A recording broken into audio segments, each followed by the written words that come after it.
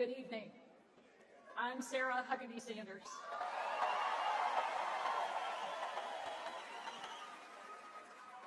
And before I get started, I want to say I have always been proud to stand with President Trump, but never have I been more proud than to stand with him right now, tonight.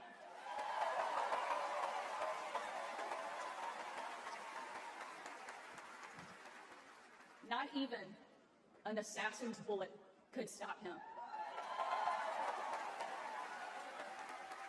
God Almighty intervened because America is one nation under God, and he is certainly not finished with President Trump.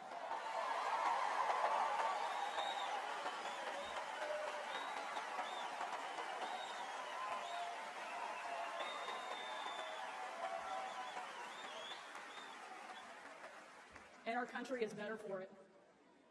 I am here tonight as America's youngest governor, the first woman to lead the great state of Arkansas.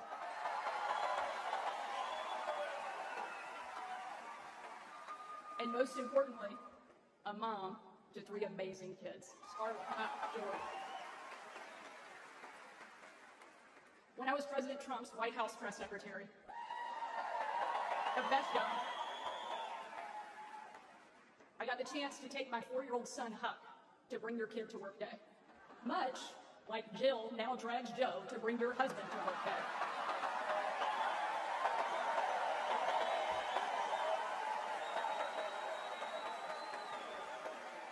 And while I was briefing the president on the upcoming event in the Oval Office, all of the kids who were attending that day gathered in the Rose Garden, getting ready to meet him. And we were walking out onto that beautiful, perfect colonnade. And I saw out of the corner of my eye that my son Huck was running full speed directly at the President of the United States. Being the gracious person he is, President Trump bent down to give him a big hug. And right in front of everyone, Huck sidestepped the president, completely ignoring him in front of everyone, and ran straight into my arms.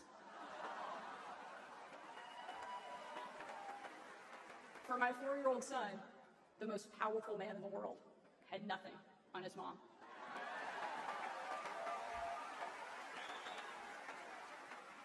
But because he's the amazing man he is, President Trump didn't mind at all.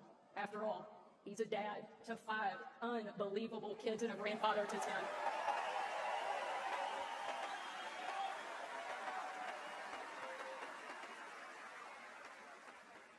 And while that story is certainly a special memory for my family, it's an even greater reminder why I support President Trump. Not for me, not for him, but for my kids and for yours.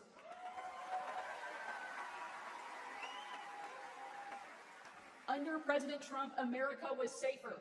The world was safer. And it felt like the next generation would have a chance at the American dream. President Trump did the job that Kamala won't and Joe Biden simply can't.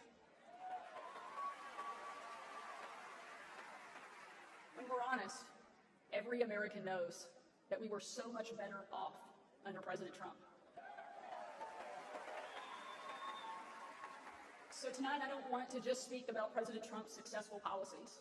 While there are many, I want to talk about the man that I know. When the president hired me, I was the first mom and only the 3rd woman to ever serve as the White House press secretary.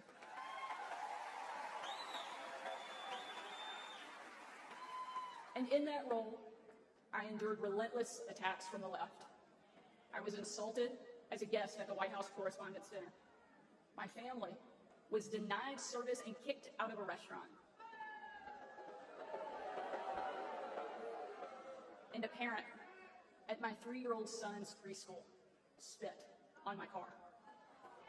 And in those moments, it was President Trump who defended me. And when an MSNBC host, the author of several books on empowering women, said I was unfit to be a mother, and another MSNBC host said I was vile, not even human, and that I should be choked, MSNBC, again, did nothing. But our president pulled me aside, looked me in the eye, and said, Sarah, you're smart, you're beautiful, you're tough, and they attack you because you're good at your job. Never let them stop fighting. Thank you, Mr. President. Thank you.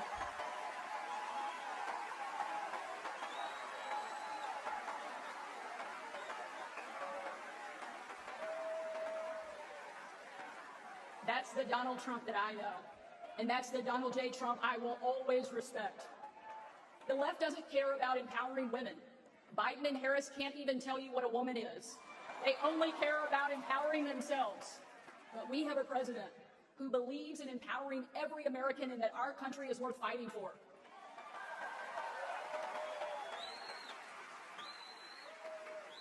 For the last 4 years, Republican governors have been leading that fight and doing what Joe Biden refuses to do. We've deployed the National Guard to the border. We've cracked down on crime and drugs. We cut taxes to give hardworking Americans a break from Bidenflation. And we empowered parents with universal school choice across the country.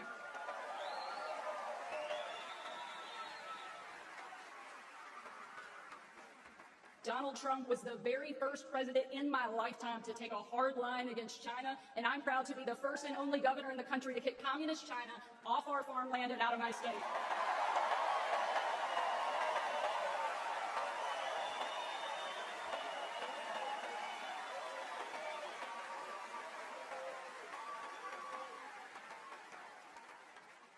President Trump is a leader, and he's the leader our country needs. And if ever there was a doubt, earlier this week, we saw just how tough, resilient, courageous, and daring this man is, and we can't get him back in the White House fast enough.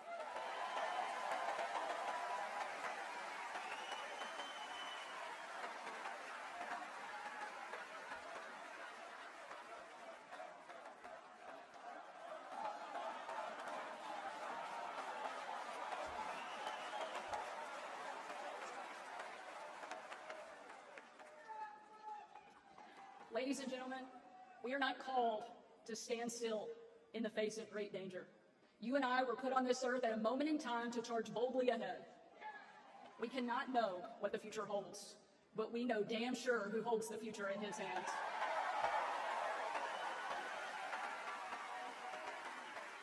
God spared President Trump from that assassin because God is not finished with him yet.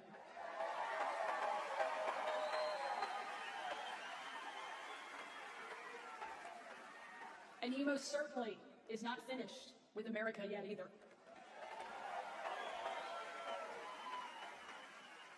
With God as our guide and President Trump back in the White House, we will show the world that America is the place where freedom reigns and liberty will never die.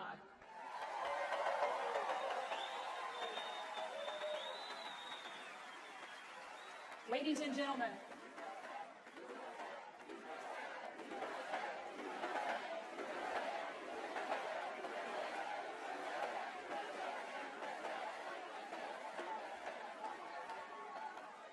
tonight, let us not leave here just excited about a great few days, but let us leave here energized and committed to making sure that we protect our freedom and we have the ability to pass it on to the next generation, because America is the greatest country that the world has ever known, and our kids and our grandkids deserve to enjoy it the way each of us did. And we will with President Trump back in the White House. Thank you so much. God bless the great state of Arkansas and the amazing United States of America. Thank you very much.